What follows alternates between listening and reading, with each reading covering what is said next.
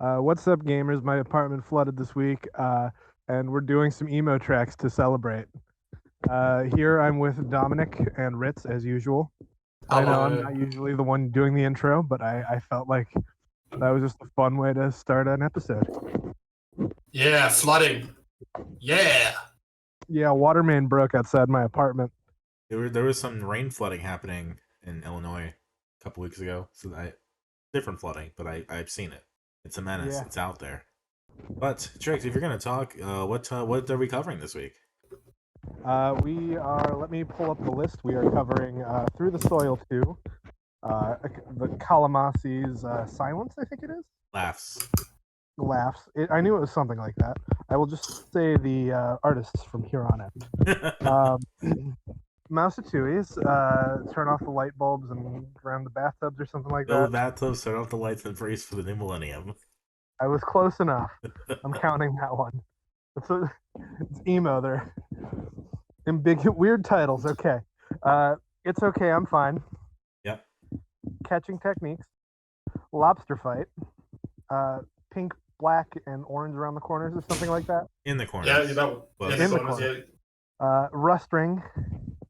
And Magnolia Giogio, or as I have been reading it for the past few weeks, Gigolo.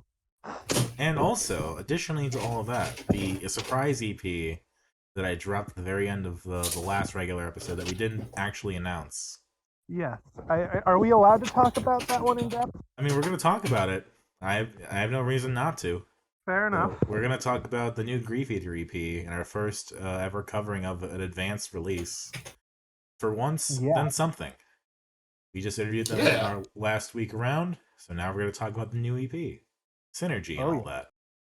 But we had a lot to cover, and I know the way I want to do this is we kind of end our look at the emo, fifth wave emo stuff. We kind of are driving now away from the city into the outskirts, going back into our normal cycle. Trix, you got something going on over there. Yeah, Trix, you got to mute for 5 seconds ago.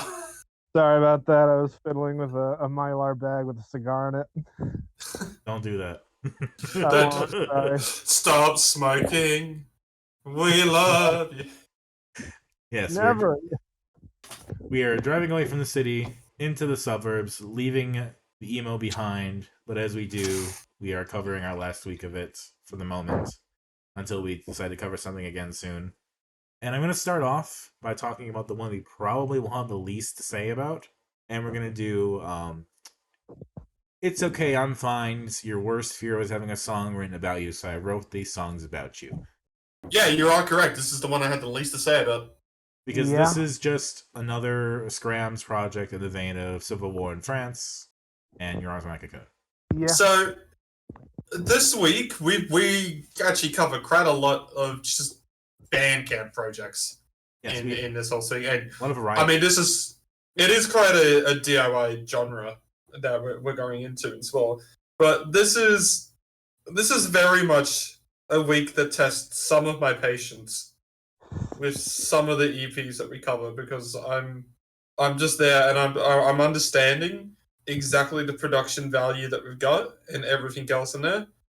So it's I don't like picking on kids, as I call it, even though that's probably then picking on the bands and stuff like that. And It's Okay, I'm Fine. It's not actually the one that I'm going to go and have the most problems with. Yeah. This is just the case of where there is very much nothing to say. There's little to what you get. What you get has already been done a lot. Yeah.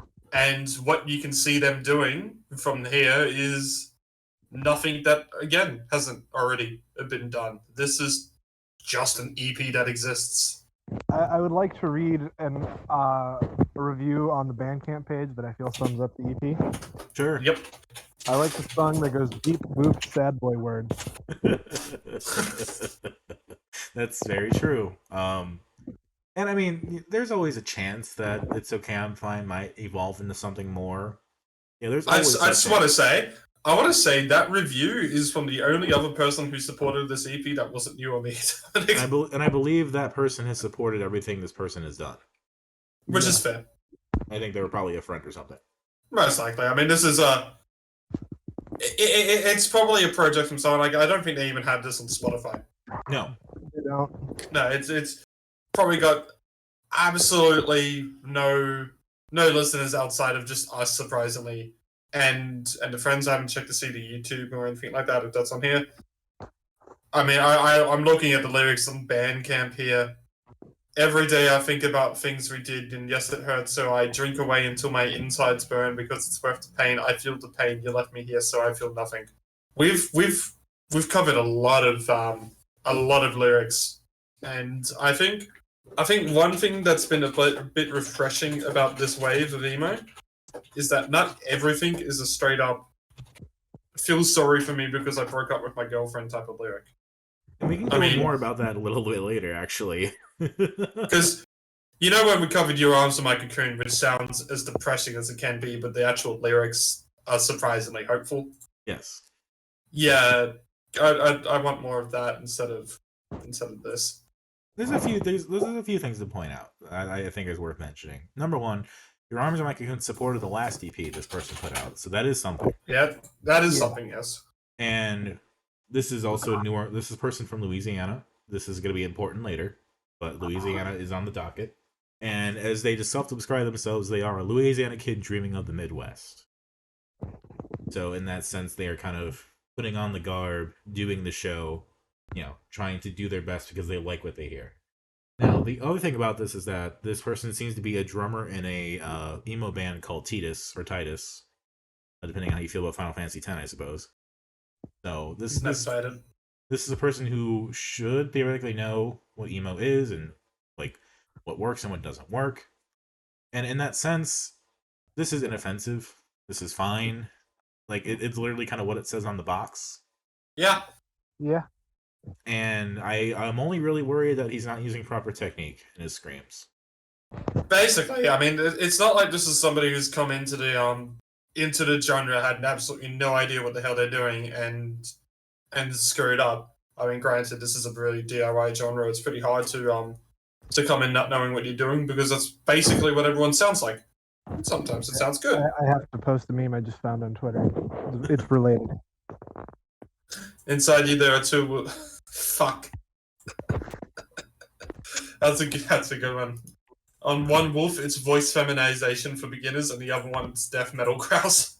Okay, where's that meme but for Barbie and Oppenheimer? Barbieheimer.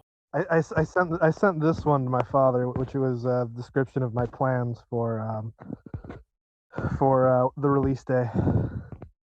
Also found on Twitter. Oh, yeah. Yes. Yes. Barbie Trix is truly a Barbie girl. Yeah. And now I got that Two Door Cinema Club song stuck in my head from reading that cigarette. I am more excited for Barbie than I am Oppenheimer. Yeah. I think everyone is more excited for Barbie than Oppenheimer. Trix, what are you doing? I'm walking in circles. Okay, you're really rubbing the mic. Oh, sorry. Is that better? Yes. Yeah. Why were you walking in circles? Because I'm outside talking and smoking. Ah, cigarettes in the theater, cigarettes on the outside. Yes. You can see them. I incidentally may be writing a song about cigarettes. Yeah, you're the first person ever to do that. Yeah, not even the first song I've written about cigarettes. It's true. So yeah, it's okay. I'm fine. That's a project that exists. It's not the first release, so I'm very curious what 2021's iteration looks like. Yeah, but it is what it is. It's stuff we covered before. It's the introduction to what this week has been. Basically, I don't really have much negative to say other than the lyrics. I think I'm really just bleh. But everything else, it's like it's. I mean, if you really need to 100% emo, then go ahead and give this a listen. Yeah. Yeah, I mean, yeah. You want all the scrams. This is more scrams. If you're going for fifth wave emo 100% completion. You just repeated my joke, Trix. Yeah, sorry. You could have even just said platinum, and it would have been like would have been something different. I haven't gotten a platinum trophy this year yet, man. I'm behind. That's fair enough. I've been trying to get to 100 for like 3 years. I think my old roommate from 5 years ago has got more platinum trophies in my account than I ever have. That's kind of hilarious. Yes. I think I have 76 total. I platinumed Walking Dead, and I think she platinumed all the Sly games. Those are easy games to platinum, and they're worth it. I'm trying to platinum Power Wash Simulator. Hell yeah. Godspeed. Anyway, anything else to say? Favorites, least favorites? I don't really have anything on that. No, it is probably the most forgettable record that we've done. However, I'm not talking about this week. Don't mistake that for that being my least favorite of this week, though. Agreed. Yeah. And I think now we can talk about that as we have, now delve into the realm of emo rap, which we have not really covered at all. So here we are, covering that part of the fifth wave with Magnolia Giogio's Soon All You'll Have Is Memories. Which, here's the thing, the Bandcamp page says Nevada. Everything else says she's from New Orleans. So Louisiana strikes again. I'm kind of glad I can't get the lyrics up for this one because what I was hearing was worse than It's Okay, I'm Fine, and the song titles are better. That's just about all I'll say. Yeah, but even so, they're very try-hardy. More try-hardy than the extended Star Wars clip that's all over the EP. I kind of like that, but I'm a Star Wars nerd. I mean, did you pick up on the part where the first track ended with a thunderclap, and then the second track started with the same thunderclap, but like it didn't sync right, so it was like yeah. This song had some good instrumentation in it. I thought there were some moments in which I was like, okay, look, this would be a nice little EP if this was an instrumental record. It would have a lot to work on still, but I would go and say, okay, yeah. And this is the part in which I go and say, remember, the whole reason you're on this podcast is to talk about the music you listen to, try and put away any personal perspectives of being a nice person or not, because I really don't like to be that type of person that's going to say what I'm going to say. But to the vocalist, or I assume is the only person of this band or artist, try something else. It does not fucking work. I can stand a lot of vocals. I really can. There are a lot of vocals that I go to in which people will hate, and I'll say I love because I think they work really well with the music that's going into. There are a lot of people who hate that I've shown Homer's Where to, and they just hate the vocals in it because they don't like that type of shouty, more screaming type of vocals. There's other artists in the same vein, but I don't care. I like it. This gave me the same type of headache that Tones and I's vocals give me. That's an accurate comparison. See, I understand what you mean about the instrumentals being maybe something that you could listen to on its own, but like they're kind of still basic like emo tracks. Yes, I know. I don't think they're the most creative instrumentals out there, but I think they're just at least a lot more tighter than the vocals are. Sure, and it's maybe it's just because I think this one part of it is that much of a turnoff for me that I'm looking for something else that I can say, hey, is a positive to it. Maybe that's just it. And like, if so, it's that. I kind of like It's Okay, I'm Fine's instrumentation better because those three tracks sound like a Sonic the Hedgehog ice stage in 3 acts. Yeah, I was gonna point out that they sounded kind of Sega-y. Yeah.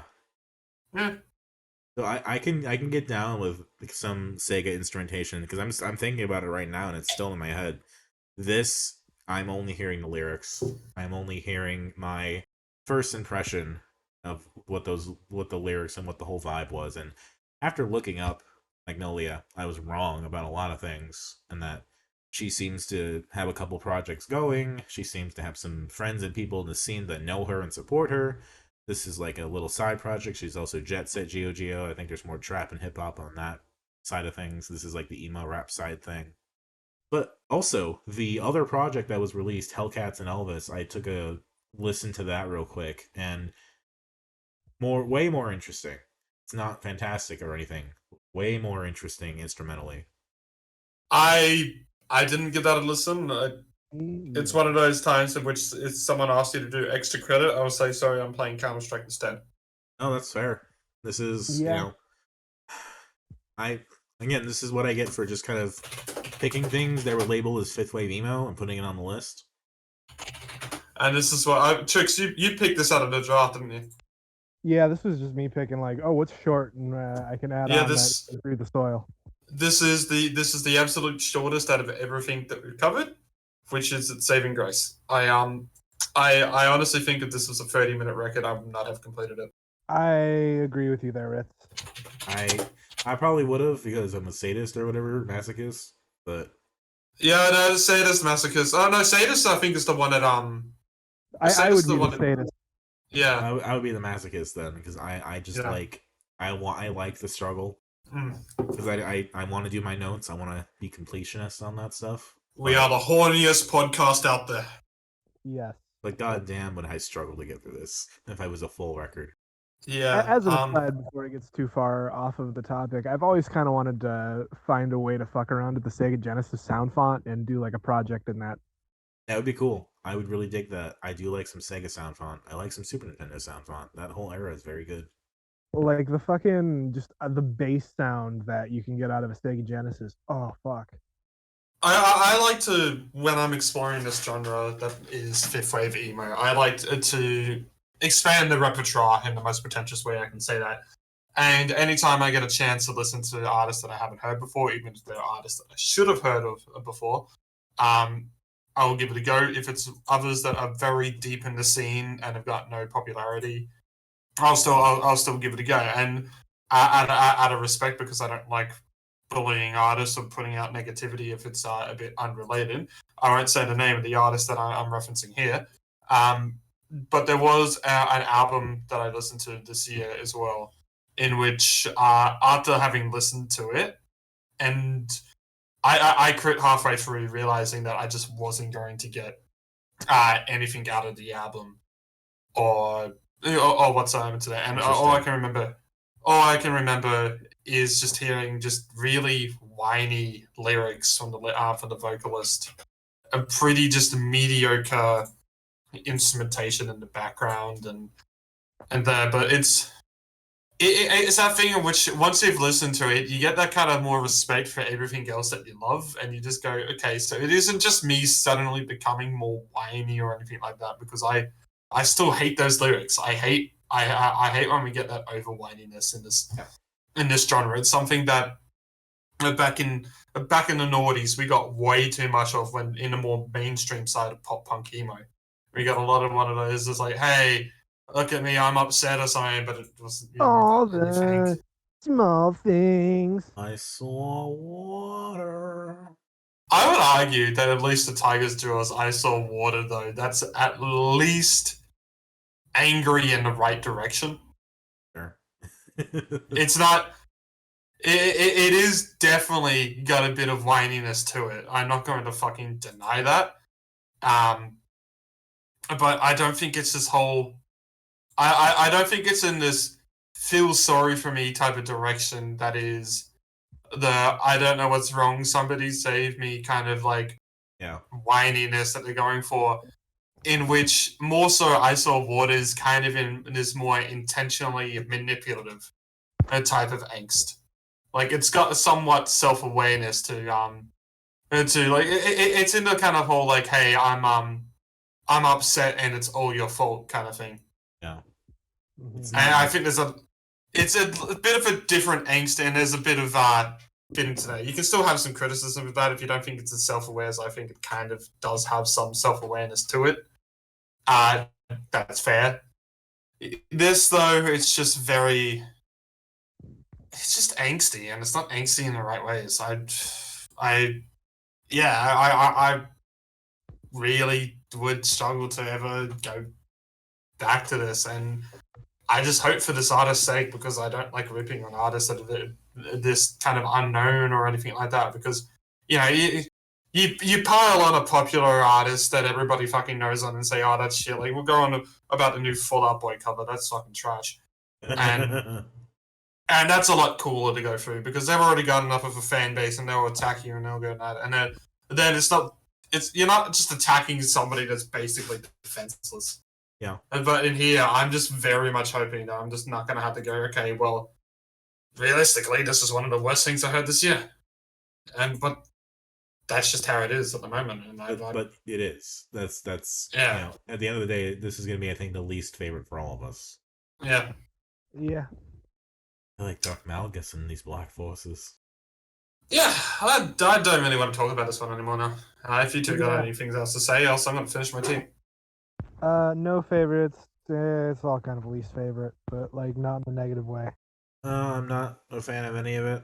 I think, if you're gonna do the whole Star Wars overarching sample, try to edit it a little bit better so it sounds cohesive and like it's seamless. But if you really want it to be the way that it is, I guess there's a reason for that. I don't know.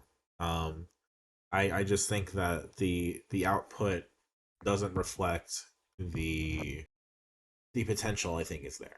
And that's me trying to really see hard into there may be something here eventually, but I don't think this is it. If we need a compliment, we'll just say it's better than the Slifermine EP. Yeah.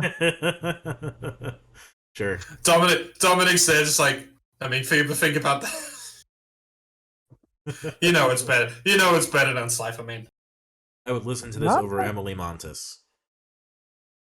Dominic, what's the next one? Let's move on. All right, let's cap off this little trilogy of like DIY small EPs. Talk about catching techniques. Something about sports. And this is when you dig through so much Bandcamp and everything, and all these unknown artists and all these infancies, and then finally once this isn't a diamond in the turd. This is more just an actual like clean shit. But I'll tell you what, there's a pleasure in having a clean shit. Yeah. You ever have a huge shit where you haven't had to wipe? Yes. Yeah, I'd say this is one wipe and you're like, oh shit, what the hell? Yeah, finding that we're listening to something of this quality was a little bit more enjoyable than that. We all picked a DIY EP basically, and you picked the one that was best. Yeah, the one that probably had the worst album art in terms of quality, but also like the most effort into the album art. But also the one that was the most eye-catching because we talked about it at least 2 or 3 times. Yeah, no, it's a fantastic album art. I love it. It's so MS Painty. It reminds me of something I would put together for an episode. Yeah. But no, I think this is a nice little EP. This is someone really exploring the genre, doing it, relatively well, bringing some good guitar playing chops, bringing some good singing here and there. And most importantly, out of all the free fucking EPs and stuff here, this is the only one that has a really catchy moment on it with the chorus to "I Ripped My Mum Jeans." Yes, I know, I'm never getting better. Yeah. Also, the best the best Midwest emo intro I've ever heard. You freaking fix! When will you learn that your actions have consequences? I'm so mad that isn't on the "Someone Stole My Sonic OC" song. Yes. Yeah. Like that is like the most moment of like pure joy I've had in just listening to something for the show in a long time. Of like, oh my god. Donut Steel. To sample that and do it right is just an amazing thing. Oh yeah. Now let's not act like Catching Techniques is the greatest EP or anything that we've heard, but at least with this one, we're going into what is actually what we wanted to find from this Bandcamp trilogy. Here was an artist that is in the infancy. Like we haven't really seen much work on. Honestly, I'd probably say Magnolia Giogio probably has the most experience out of all of them with the previous releases under a different name. At least that's all what we've known on from here.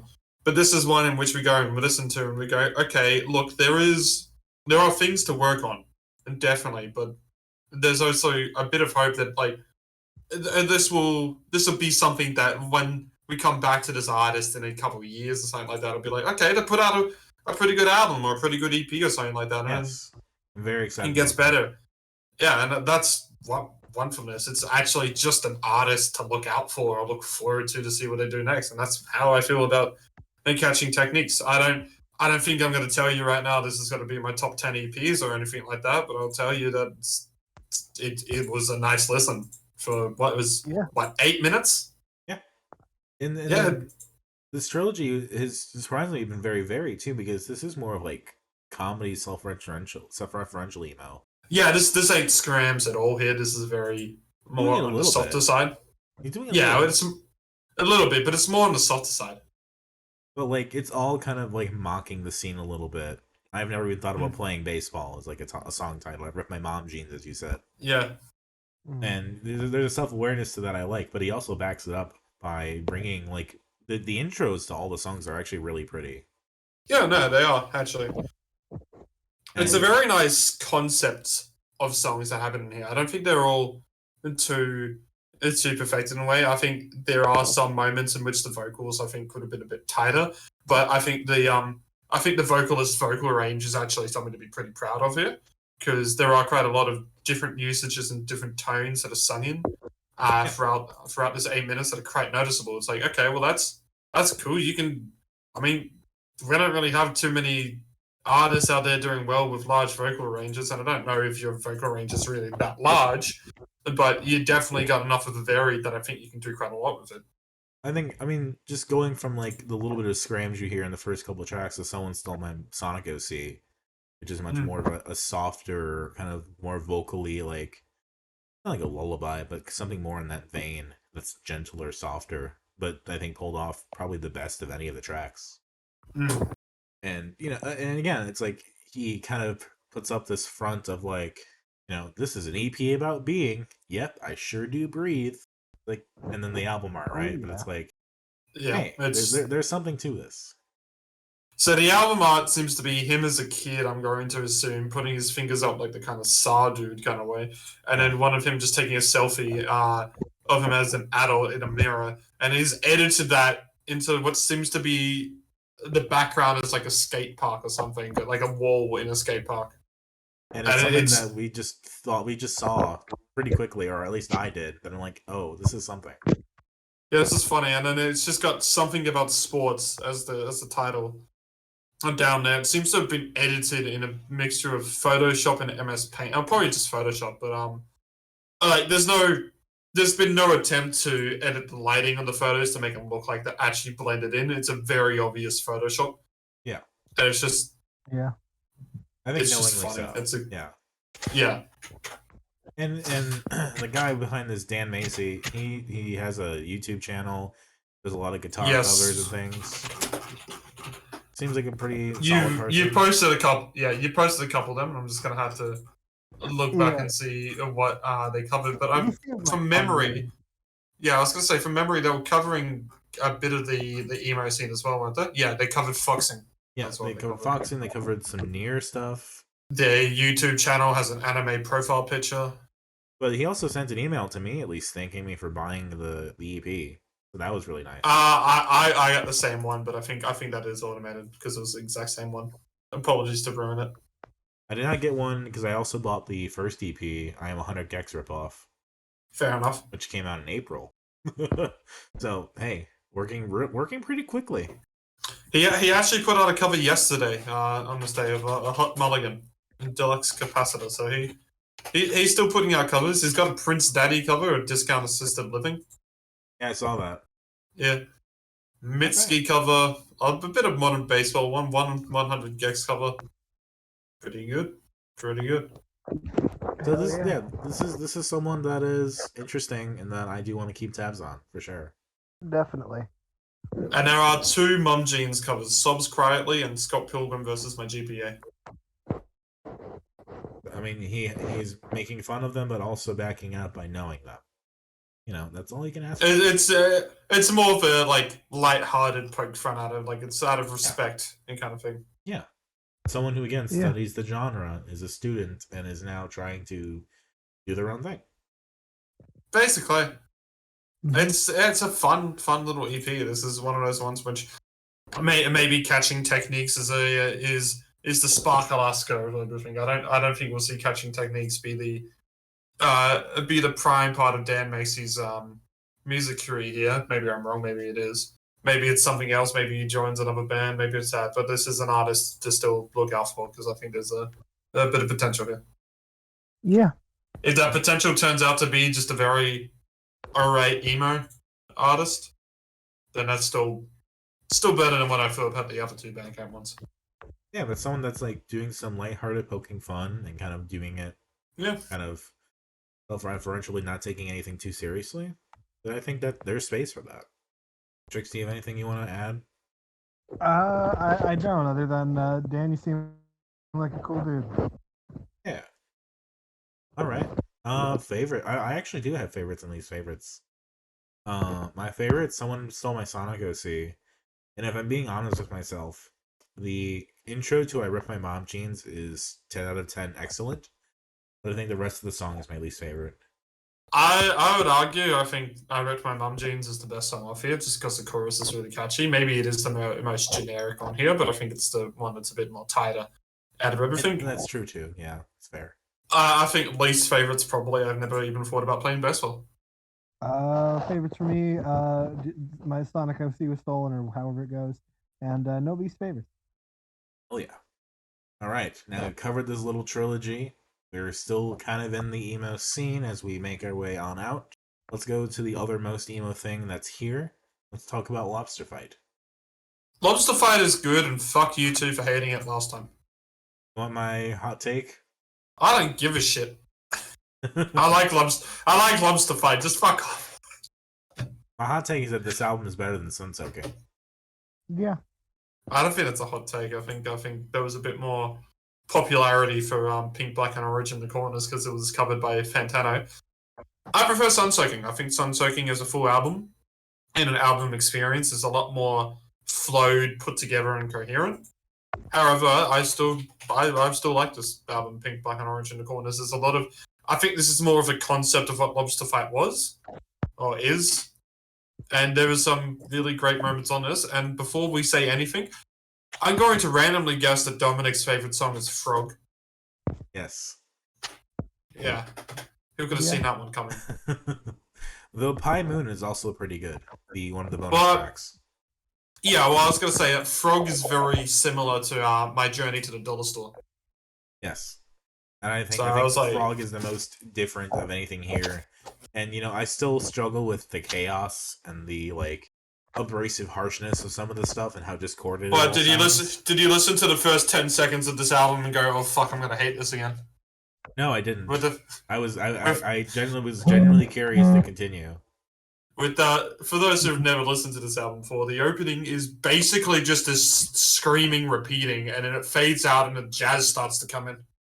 Yeah. And that's basically what Lobsterfight sounds like. And if you're not into that, then sorry, but we cannot be friends. If Lobsterfight has 10,000 fans, I am one of them. If they have 100 fans, I am one of them. If the world is against Lobsterfight, I am against the world. This is I think what people imagine when they think of what is fifth wave emo, and they don't know the scene. Mm. This is the most mainstream representative, I think, ironically. It's just screaming and noise and chaos. But also, there are songs here.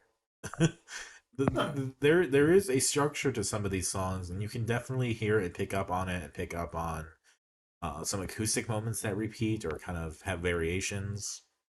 They do know something about dynamics and contrast, track 6, the completely untitled one, is a nice little lull. The tracks titles on this, by the way, are completely fucking confusing to tell anybody because it's equals 0, 2, 3, Moon Pie, 5, Frog, and then short song Sourtail and Sourtail, and Pie Moon, which I'm not quite sure when the bonus music starts, to be honest. Sour Towel and Pie Moon are the only two bonus tracks on this one. Okay, cool. So short song is. A short song follows up Frog, I think, is an intentional bit of long song, short song. Yeah. No, but yeah, this is an improvement for me. Or maybe I'm just getting used to it. I mean, this is. I remember when I did the top 100 again at the end of last year, and then we went straight from number 4 being Petrol Girls' Baby I Had an Abortion to everybody then hearing the opening start to the theme for this evening's warm dinner salad. And so many people got fucking whiplash from that. Yeah. That might be the best thing you've ever done. And I remember I was going throughout that whole year, like, where do I put this song? Yeah, fuck it, number 3. It's good. I love it. I don't care. And we got a bunch of reviews coming in from that. I think there was some people just trying to say anything positive about the song as they could, because some people were just really not used to it. Some people were just going, I like the piano, to which some others replied, which piano? The piano on this is actually pretty good too. Yeah. And I remember my dad just messaged me and put in his nicest way possible, not something I would ever listen to again.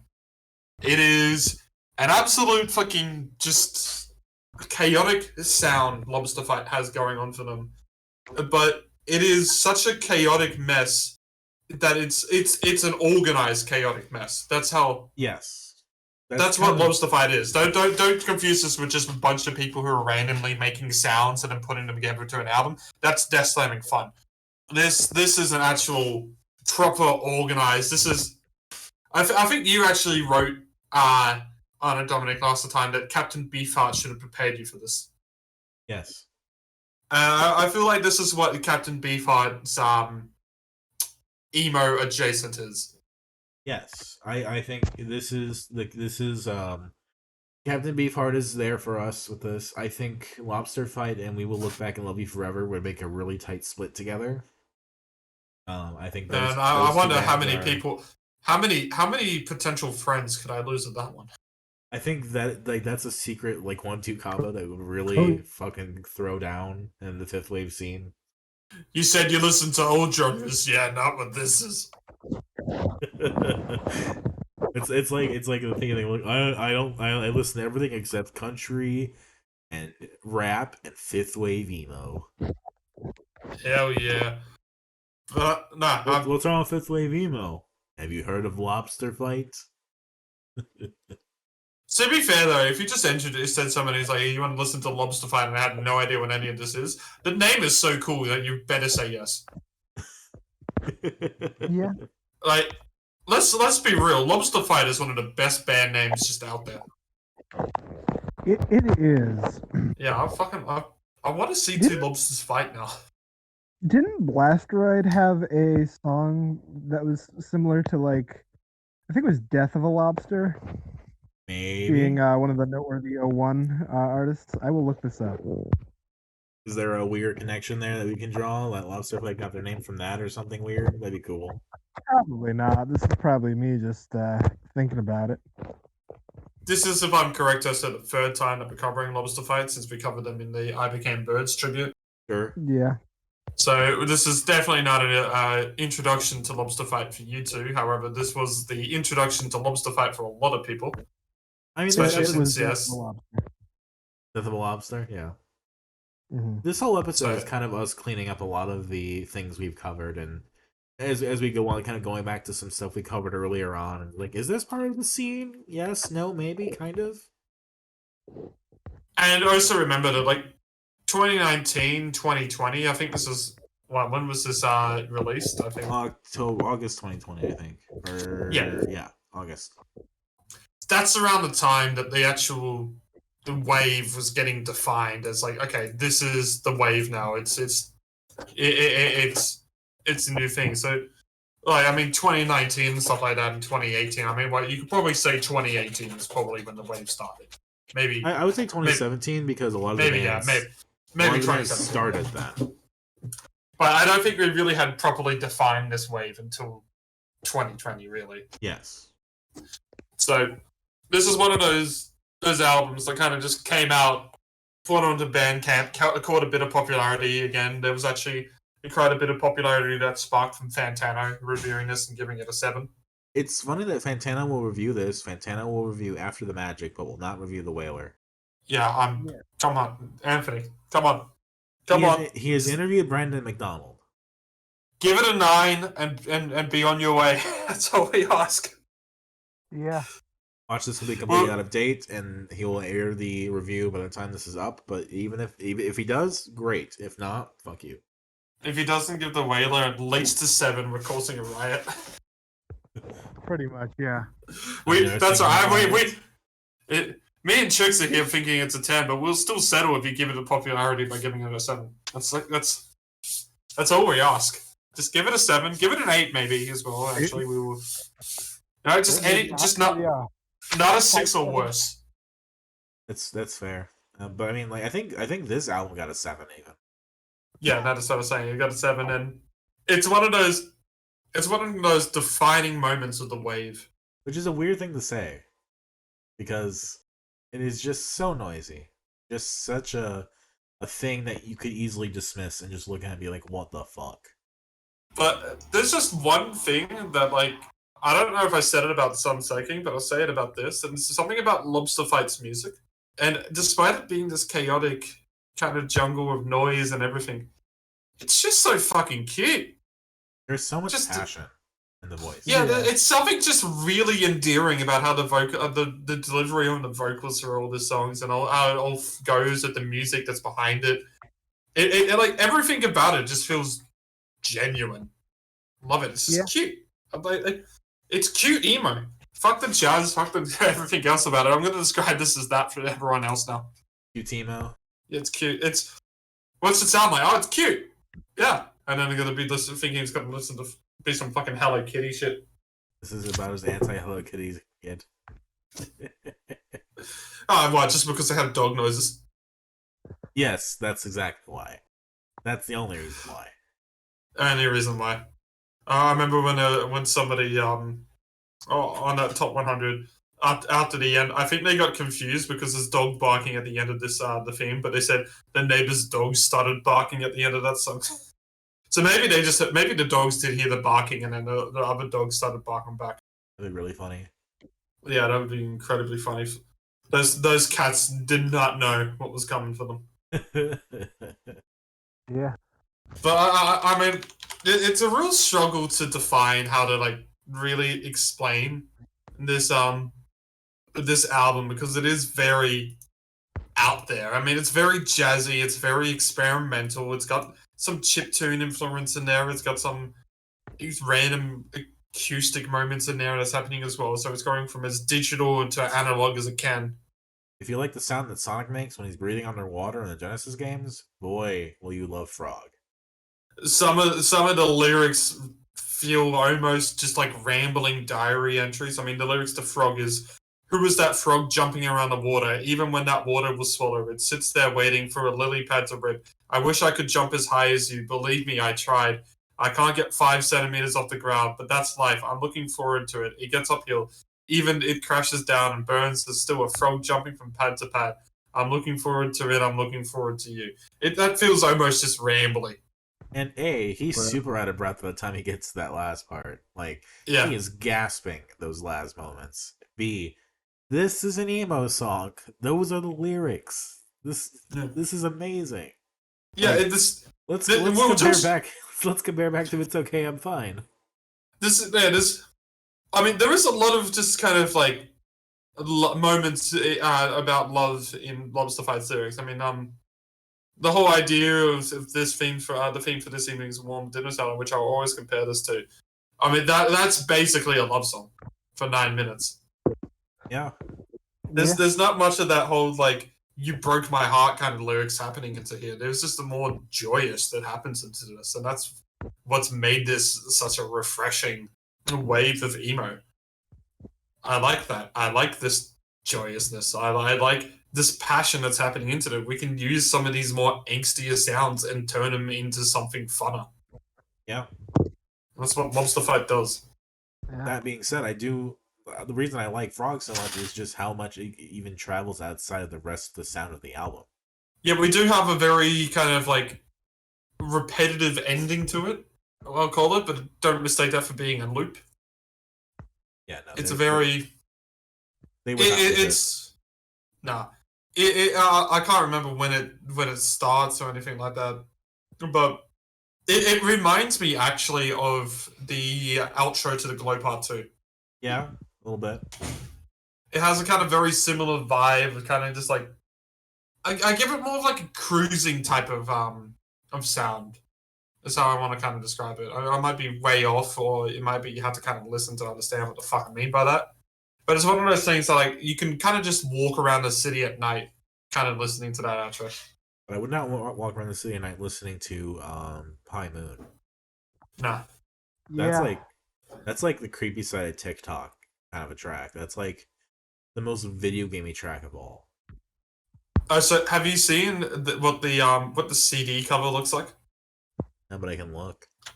I'm just posting it in the chat now. It's a little different to the other one. It's so fucking brutal. It is terrifying. It's incredibly terrifying. I do like the shirt though, the Bleach Bunny shirt. That's in the merch, isn't it? Yeah. I would love to have this shirt. Yeah. I mean, they're unfortunately sold out of everything but the sun-soaking cassette, so if somebody could send that to me, thank you very much. I will pay nothing for it. I am greedy. For a famous podcast. It's like the one time I fucked up with the Griefeater cassettes and I sent them for like multiple hundreds of dollars or whatever it was. Yeah. But I'll tell you what, it came fast. Yeah, it did. I think I had it incredibly fast. Sure fucking did. For the amount of money I paid it, fucking had to go on the fastest plane of all. In fact, anyway, that fucking cassette had to be up there with the pilot sipping champagne. Yeah. Anyway, Lobster Fight is cool. I like Lobster Fight. Everybody listen to Lobster Fight. It's fun. I like it more now than I did before. You will not scare the hose if you put on Lobster Fight. You might scare the hose if you put on Lobster Fight. You might scare the hose. You won't scare the right hose, but you'll scare the wrong hose. It's if your hoe gets scared by Lobster Fight, she was never your hoe. Yeah. I guess favorite tracks, Pie Moon and Frog. Least favorite tracks probably equal 0. Fuck you. Equals 0 is one of my favorites. Same with Frog as well. Frog is just really nice to listen to. Least favorite, probably actually Short Song. Favorite Frog, no least favorites. All right. Frog. Since we're here and we've already talked about weird, interesting, unique vocals that could be good or bad depending on your interpretation, let's talk about the other elephant in the room and talk about Rust Ring. Let's not. I don't want to. I'm out of here. Goodbye. I've weighed up all my options. Yeah, okay. I will preface. I do know one member of the band. We've been online friends for a long time. We haven't spoken in several years, but we used to hang out and play Mafia on forums back in the day. We were both big Ace Attorney fans. Ian Terry, if you're out there, hello. You're good on trumpet. But apparently played bass. If you look at the picture, I believe he's the guy on the far right with the long hair. Nice hair. It's about as long as mine, actually. Yeah. I just found some important news scrolling Twitter. Yes. There's going to be a Metalocalypse movie. Oh, nice. Oh, shit. Hell yeah.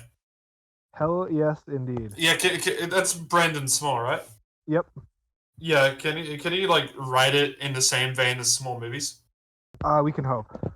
Yeah, so we get just the most black comedy metal movie, and I think that's the best way of having it.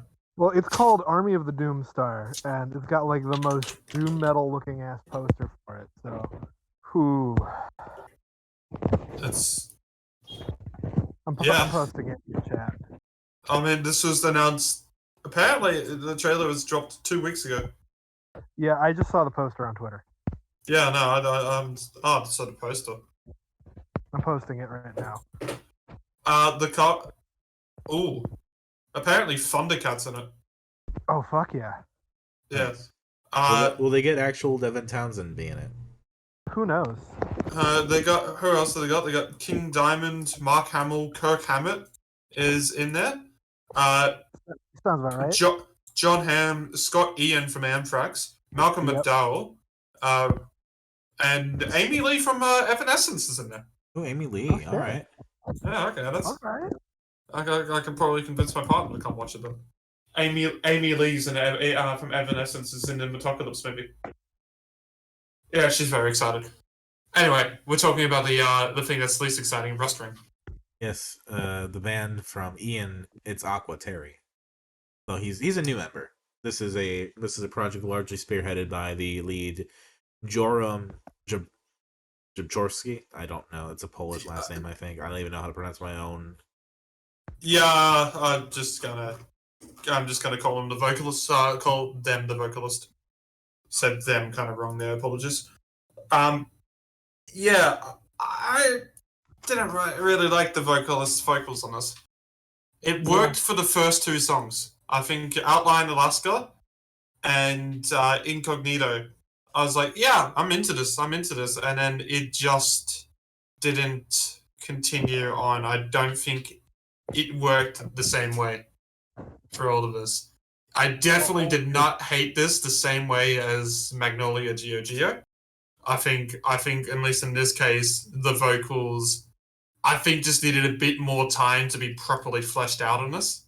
This is definitely one I had that I was like, do I bring this up or do I not? The vocals are definitely a unique thing that I'm not even the biggest fan of personally, but it was really a kind of a coin flip. Because I think there are some moments on here that are pretty interesting.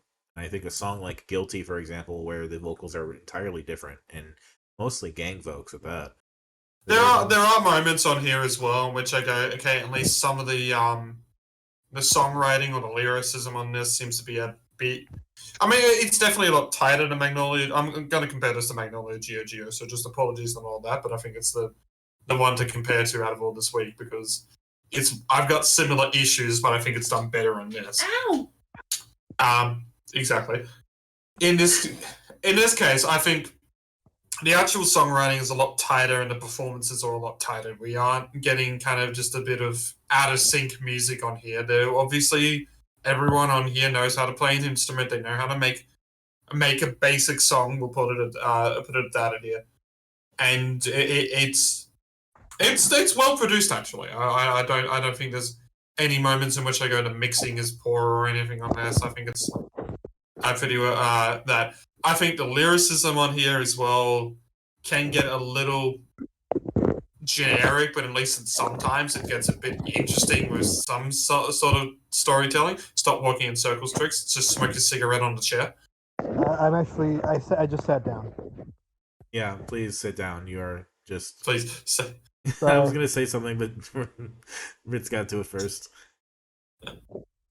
Like, every time Retouch comes on, actually feels like at least that's kind of some cool, interesting lyrics happening in there, even if it's just trying to listen to a story on there. I also really like the instrumentation on that song a lot. Yeah. But, yeah, the big issue I do just have with this that's stopping me from really being able to go full more into it, and it's a case of, like, everything that's good is only as good as it is. But I'm sorry, I think the vocals needed a bit more time on here to really get a bit more fine-tuned and work with what's happening on there. I don't hate these. I don't think they're vocals that are that basically have no hope with these songs, but I think I do think they needed a bit more time. And they're just not quite, the performances on it just aren't quite really fitting. So the weird thing, right? Like the weird thing is that there are some moments on here where, like, for example, 3 Sunrises. It sounds so much like Styx. I've never been a big Styx person, so I've never really thought to make this. Yeah, I've never really thought to make the comparisons. The only real Styx song I know is Mr. Roboto. Like, it's different, but I'm just 3 Sunrises. Like, I just hear I'm sailing away. Like, oh my god, this is like a weird moment where it's like it's so looped back around on itself that it's like touching like 80s music, but still being kind of emo in a way. And it's just like they have like a sax solo and everything on that too, where it's almost full housey. It's such a weird moment, especially because the album just gets a lot darker as it goes on. Like there is surprisingly a lot of dynamics and a lot of like instrumentation shifting going on here. And I do like a lot of the lyrics, and they kind of evoke some late 2000s nostalgia in me that I quite like. But a bit of that nostalgia is lost on me. I would admit that with Every Time Retouch comes on. I've obviously heard the Eurodance that was popular and stuff like that. I've obviously heard that song, but I never personally went out of my way to listen to it. It's just one of those songs that growing up, it was kind of like a meme. It's kind of like, it's kind of a silly song, and I think everyone just kind of enjoyed it for that. Like, you kind of laughed at it because of the lyrics, but there's something to that I think resonated with people. And then it's the same thing for like a song about like a CRT, right? And like there's a metaphor to all of that, but you're talking about RCA cables and VCRs and all that stuff, right? So there's a little bit of like datedness. CRT TVs are inherently queer coded. I mean, yeah, that now especially. Yeah.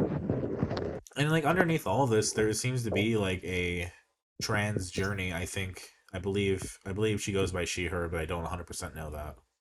Yeah, I haven't really done the research myself on that, but I'm going to naturally assume that just using they them as a gender neutral pronoun will always work. The more recent interviews I read had she her, but yeah. Well, CRT literally goes, and if that means we can't be we, I'm fine with she. Yep.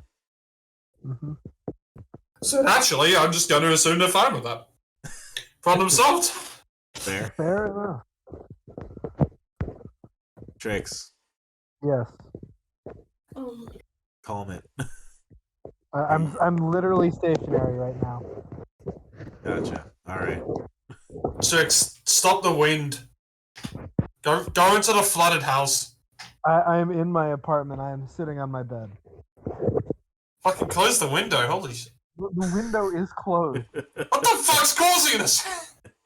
I don't know. I do want to mention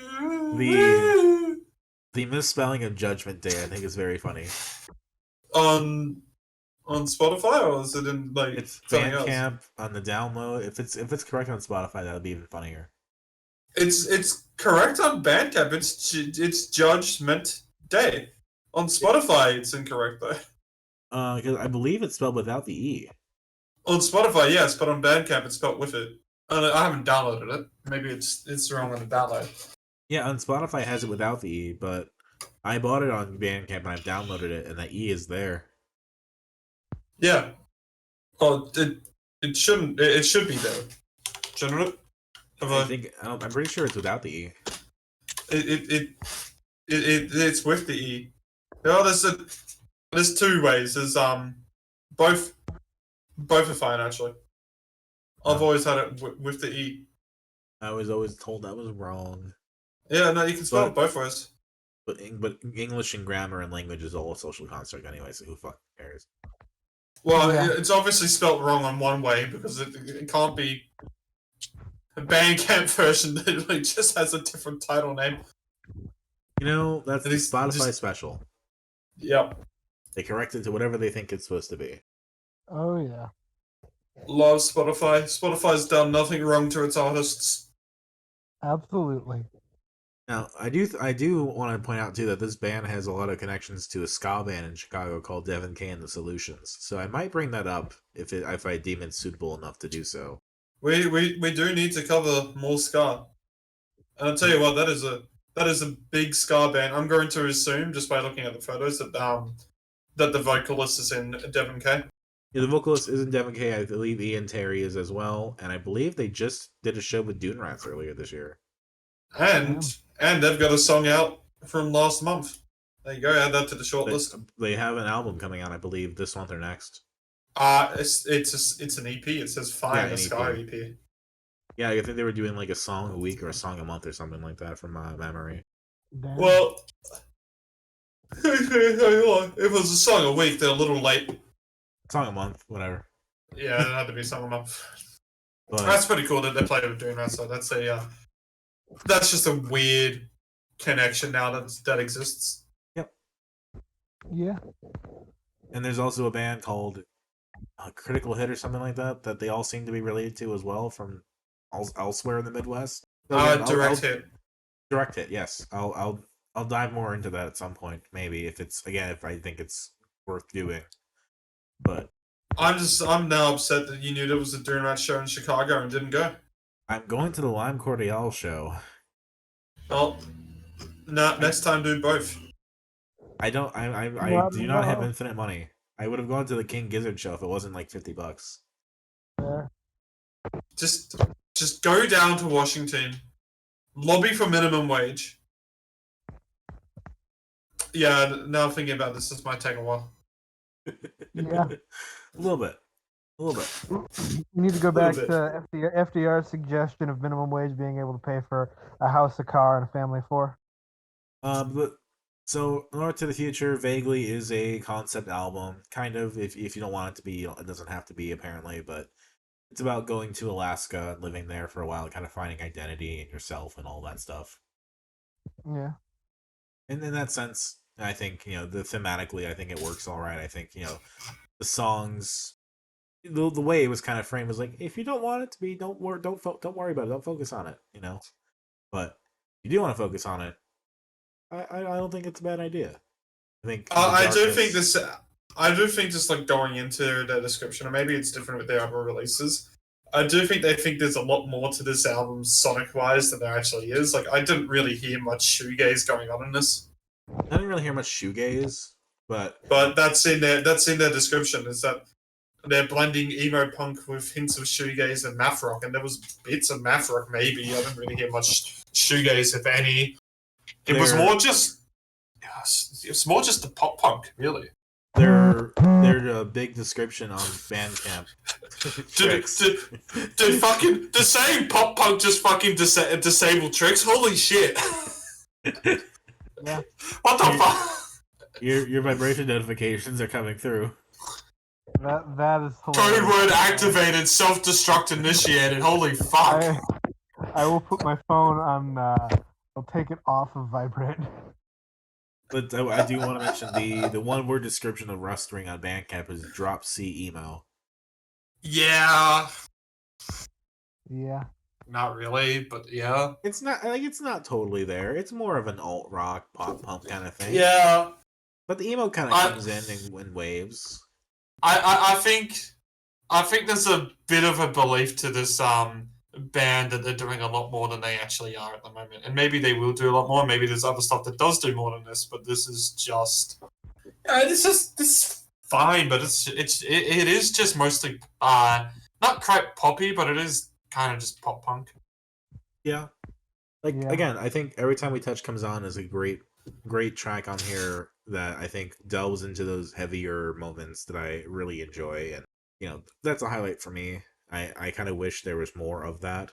Yeah, no, I think if there's one song that I'm going to go from this album and listen to, and just go like, okay, well, this is at least some hype that I'm getting from this. That we can get some. Yeah, maybe it'll be something great I listen to more in the playlist throughout the year. We'll see about that.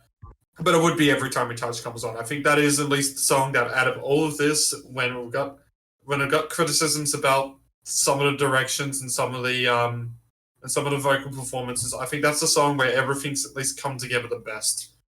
Yeah. Yeah. It's my favorite. Least favorite's probably something like Tiny Frame or Droop. Favorite CRT. No real least favorite. Favorites for me, Every Time We Touch comes on. I like Guilty. But I like Guilty mostly because the vocals are way different and I like that contrast. And CRT is pretty interesting as well. My least favorite is probably Outline Alaska or Incognito. But now, as we continue to kind of move away from the strictly core emo and we kind of get into the stuff that kind of touches maybe is, maybe isn't. Let's stay in Chicago. Let's go to Masi. Their album Laughs. So, you know how you like the last the Lobsterfight album more than the other Lobsterfight album? Yes. Yeah, I like this Masi more than the other Masi album. That's fair. And I remember at the time thinking this was way too much like Against Me. And definitely. It's very. I heard that, but I still like this stuff. I think they're fun. I did read that this band in its infancy was an Against Me cover band, so that now makes a lot more sense. Yeah. That's cute. But again, I know John Garrison, the drummer from high school, as well. So another random person in my life that happens to be in a band. I might get their hot sauce at some point. It's sold out, but I would love to get that Cali sauce. That looks really interesting. If it ever restocks, I will buy it. Yeah, this is from 2021. It is their second full length. That Kali Masi is their established name, and they're no longer the Howl. They're way more ambitious. There's a lot more going on. They got elements of like hardcore. They got elements of emo, elements of just pop punk and alt. Kind of the standard bullet points. And we're kind of getting to that point where it's like, is this truly emo? But like even then, most of the articles I was reading were talking about it in like a fifth wave, or not in a fifth wave, but like a Midwest emo context. And considering this is a band that I think started in like 2011, this is definitely technically a fourth wave act that has more come into their own now. I would still argue that Kali Masi sounds kind of more closer to the punk of the Oz scene than they do to the Midwest emo. We'll see. Yeah. I think it's a band that exists in the same space as a different scene to what they actually more sound closer to. I mean, if Against Me did go more of an emo route, I don't think this would be far off from what it would sound like in some cases. Oh, excuse me. It's getting to that time of where it's getting cold at 4:30 over here. Yeah, in a sense, like I think the easiest way to describe this is like, yeah, it sounds like Against Me, but I think it sounds at least different enough that it doesn't sound like a direct ripoff. I think it just sounds like very heavily inspired, and obviously, as from what told in here, that they used to be an Against Me cover band, then yeah, it kind of makes a lot of sense.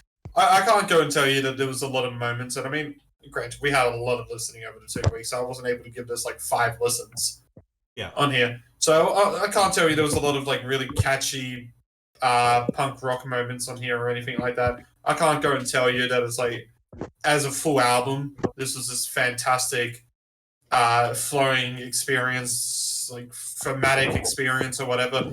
Tricks, for the love of fuck. Sorry. I'm talking here.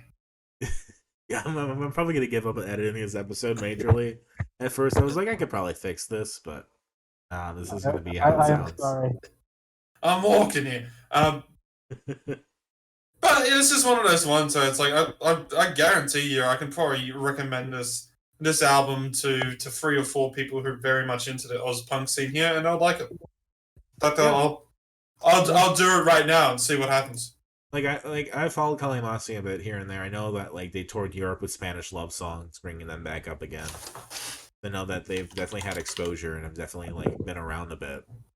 I do think Sam Porter is a really interesting singer.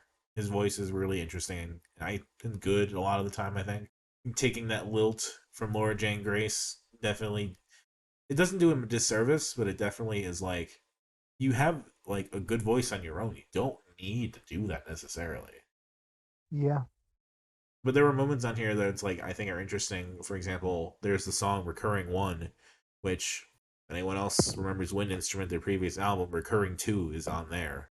And I guess the story is that Recurring 1 was also meant to be on Wind Instrument, but was never fully finished, and was in fact only finished late in this album's life. It was one of the last tracks recorded. You gotta put it somewhere. Yeah, if you really believe in the song and want it to be somewhere, then you'll find a time. I'd like to also point out as well that I do think this is, again, a pretty well-produced album as well. I think it's got a lot more of a low-fire edge, especially compared to Rustering. But I think still the instrumentation still stands out pretty well in here. I think it's a pretty well-mixed album. Yeah. I do think this is still a band on the rise, all said. Like, they seem to have their popularity, but I do think that they haven't quite hit their peak. And I hope that eventually they get there. To me, there's nothing on this album that I liked more than Ghost off of Wind Instrument. I think that song is so good. And so this band's already done the audio tree. They did that halfway between Wind Instrument and this one, 2018. This one, so a bit less than halfway. Like, I do want to go back into their original EP when they were the Howl, because there are some moments on there that, when I first listened to it, really made me interested and got me like more into the DIY Chicago scene back when I was, finishing high school and all of that. So at some point we'll go back to that. But I I like pimping out the Chicago scene because there's just so many bands, and I just kind of realized I know enough people that I'm never gonna run out of like, oh, I know this person, or I knew this person 10 years ago, or whatever the fuck. Yeah. Like, When are we getting Dominic Fest? I would love that so much. You have no Domino idea. Fest 2025. Like I brought it up at the end of the Griefeater interview last week. Like I legitimately would love to have that happen. Dominic Fest. Dominic Fest. And here's your main act, Tricks with the ukulele. Yeah, Tricks, you're gonna be a guest of honor. I'm sad in July. What a great cover.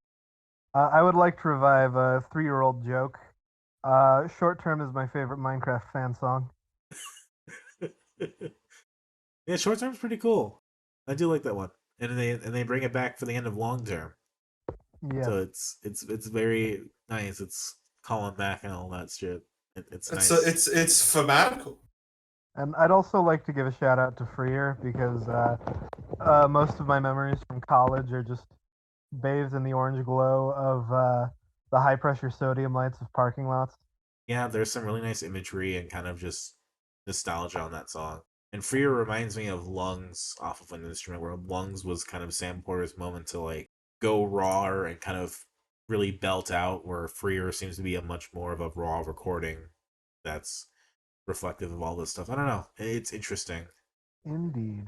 Like they always seem to find a moment where at least he can kind of go off.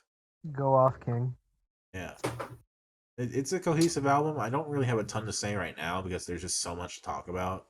I do think I don't think it's a case that there's so much to talk about. I think it's just like it is still what it is of an album. It is a very I wouldn't call it the safest album out there because punk rock really only gets as safe as it does. But I don't think it's pushing the boundaries or anything either there. I think it's an existing punk rock album. I think it's better than their debut as Carly Masi. But that being said, it's still like you could probably hear a couple songs off here and you've probably heard the whole thing. But if you like those couple of songs, then you'll probably like the whole thing. Yeah. Yeah. Give Recurring and give, Freer a listen. Maybe take a couple of other ones and see how you like it. It's only 36.5 minutes as well, and like those other stuff that we're going through, it's like, hey, if you put them on and they went longer, some of them we would have struggled on this, but this is like, yeah, it's pretty nice to have on at the very worst in the background. And I mean, I gave this a listen while cleaning the skate park and Power Wash Simulator, and I think that was probably the best soundtrack. Yeah, let's do it while playing Stardew Valley. So nice. I do have my criticism. I think that the opening Still Life goes on a bit. It's like one of the longer songs, and it's like 5.5 minutes, and there's something about it where I think the lyrics are a bit too much for the beat. They just kind of get crammed in there, and it just kind of goes and goes and goes. Where I'm like, okay, maybe cut this down a little bit. But I like what they're doing. I hope that the next album improves even more. Just gotta wait 2 more years. Yeah. Yeah, they like to pride themselves on being, ambitious, but also very tight in control about what they put out. Favorites, probably Trophy Deer and Guilt Like a Gun. Least favorite, probably something like The Stray. Favorites for me, we're going to go with Recurring and... Yeah, I do like Short Term. Short Term is nice. And I think I like The Stray as well. But least favorite's probably something like Still Life or Hurts to Laugh, maybe. Something in that light. Favorites, Freer and Guilt Like a Gun, and no real least favorites. All right. Now let us move away even further from the emo and go back to the earliest record of the bunch, the one that barely fits, kind of really. Fill the bathtubs, turn off the lights, brace for the new millennium by Mouseatouille. Hell yeah. Mouseatouille, Australia represent. Released in May of 2017. Yeah, we still haven't gotten a follow-up to Out of the Hospital and Into the Morgue, and that one's approaching 4 years as well. It's fucked. Holy shit. Yeah, We got the one song that came out in 2021, nothing in 2022. Oh no, so we got the Post Office Winter thing in 2022, but we haven't really had anything as a continuation for. How is Trix doing this every time that I'm doing?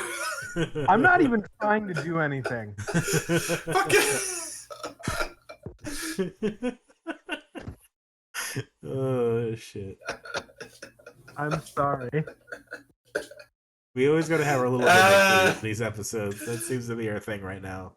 We had one episode where we were going through the top 100 instruments. This one is just Trix's just phone is fucking up during my fucking monologues, man. I'm so sorry. Fill the bathtubs, turn off the lights, embrace the new millennium. It's a debut album from Melbourne collective, Mouseatouille. It's very much as like a whole. Is Mouseatouille a part of the fifth wave emo? Are they part of something else? A lot of people seem to be considering them part of the emo scene. I still don't really think they're emo, but at this point, it's kind of like they're there, I guess. So let's. I mean, they're there in the sense that they're into the microphones in Neutral Milk Hotel, just like Home Is Where is. Yeah. Yeah. Because goddamn, is this really kind of cribbing from a lot of that, but in a good way. Yeah, I don't think this holds any light to Out of the Hospital and Into the Morgue. I think that album's so much better in a full album, but I think this is one where you listen to it and you go, yeah, there was definitely a lot of concepts and stuff they needed to work on, but there was a bunch of good moments on here. Yeah, like I think it's really strong. Oh, Happy Birthday is the best song off here. I play that every year on my birthday. I also play like I know who my real friends are. But you're gonna say something else? I was just gonna say I feel so alone. Happy birthday to me. But actually the intro as well. I'm actually not so much into the intro until the end of the intro starts and goes into I'll Swim with the Sharks. I do like that transition. Yeah, the transition is really good, and I think the mixing on I'll Swim with the Sharks and that choice to do the kind of more lo-fi muffled vocals works now with the contrast as well. I guess I'm not really into it until everything else happens with it. And I think the song goes for way too short. I think there's a lot more that they could have done with it. But it's a cool little intro when it finally gets there. I think there's other moments on here. I mean, excuse me, could you spare a cigarette? It sounds exactly like the types of lyrics that Trix would write. Yeah. Trix meets the microphones. Yeah. Is that the missing link? Is that the missing link where I have to start getting really... Well, I'm already really depressed. I just need to start experimenting with lo-fi sounds. Yeah, fair. It broke my heart. Get some tape decks.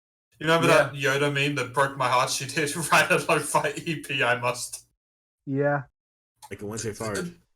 I haven't been in a relationship since 2020, so it looks like I got to get out there and get my heart broken. Fair enough. The main issue I have with this album, though, is that it doesn't really feel like an album. It feels just like a collection of songs. It doesn't really have any kind of flow or anything that works well in this outside of that intro. Everything else just kind of cuts into something else, and it's like it's a cool collection of songs at least, but it's not really an album to me.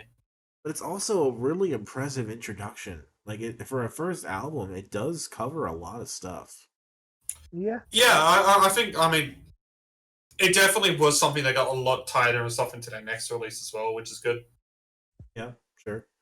But like listening back, I was kind of struck because it's like I feel like some bands are really just kind of putting tracks out there to find themselves. Where it's like that's still happening here, but I think there's a lot of mood and a lot of presence and a lot of just identity that even now is just soaking through in tracks like Also With the Sharks or Gentleman Jim or Local Cliff. I kind of want to compare, because when we're comparing debut albums and stuff, and I think surprisingly, but also not surprisingly, the best act to compare it to is actually Bigger Boot. Assuming it's the exact same scene at this point, you know, the two members that know each other, stuff like that. Sure. And when we've listened to Bigger Boot's debut in full, that felt like a lot more of a cohesive album in that sense. And it's kind of what's also surprising me in that scene is that we're getting a lot of artists that kind of know what they want to do from the very start, and we're getting these full lengths Yes. Out of absolutely nowhere, basically. Like these aren't pushed out on major labels or anything like that, and they're going, oh yeah, you got this shit from a live show, and they're basically putting this out before the live shows. Like there actually was a live album that predates this, Live at the Yara. It's from March of 2017. It has intro, Some of the Sharks, When I Think About You, A Handshake, Cigarette, Lizard in a Suit, Real Friends, and Local Cliff. Yeah, that's right. They did have a live. Yeah, live at the ERA. Apologies, they did have that. I didn't realize that was actually before the album, but still, the point is, it's like they haven't put out like the full EPs or anything like that. They haven't had this full cycle, full kind of hype for them. They just put out the debut album, and they've basically from the start nailed the exact type of sound that they want to go with. Yeah, and I think having a lot of people contribute and do different things, I think that helps. Because I think we were so used to this scene being a dude in a basement or a dude in a studio, right? It's just Phil Elverum all over again. Yeah, well, I mean, on this release, I think they had less people than they did on Out of the Hospital and Into the Morgue. Yes. Yeah, Into the Hospital and Out of the Morgue, or so that way. That has like fucking full paragraph and pages worth of people on here. Well, this one's got 1, 2, 3, 4, 5, 6, 7, 8. It's got 9 members who have contributed onto this. Some of them have just been contributing as little as they have. I mean, it's still mostly the 2 main members of Harry Green and Spencer Noonan on this record. Whilst their next one feels like it's not really just those 2. There was just a lot more that happens with a lot of other artists. So it's what I like more about the second one, but still in here, we've got what is the foundation for them. And it's a really good debut in that sense. It didn't have to be a perfect record, but it's obviously not a perfect record. I don't even think Out of the Hospital is a perfect record, but I still think they're both pretty good albums. And in this case, yeah, it's a very, very nice lo-fi folk emo. I guess we're calling it folk emo at this point. I mean, it doesn't really feel like emo as a thing, and not until later. I'm just trying. I mean, I feel like in this case, maybe it's a bit more lyrically, you could say it, but I feel like this is still more in just that kind of bedroom DIY than it is in any of them. Yeah, I think Out of the Hospital is maybe more of that, and this is kind of just caught in the crossfire a little bit. But I mean, if we're gonna consider them part of it, you kind of gotta explore everything and be like, does it truly fit? And we can have that discussion, right? It's like, does Masi truly fit? Does Mouseatouille truly fit? I think because these are the 2 bands that we essentially covered before Home Is Where. That's kind of why I wanted to bring them back up, right? It's like, we did it on our own. Now we're on all of this, and we're looking back at these 2. Yeah, fair enough. I mean, I can't tell you have too much more to say about this. I mean, it's a very... I don't think they're going too wild with their sounds on here in the changes of, like what sounds they mix up on this record. It's usually just like, is it more lo-fi or is it more acoustic with the incliner? But yeah, there's still some good songs on here. It's a very, very cute little 30-minute album. I'm looking back at our episodes. We did Mouseatouille at the same time we did Freeland and Hippocampus. Yeah. And who's winning that fight so far? And then we did Kali Masi the week after we did Cardinal Heart.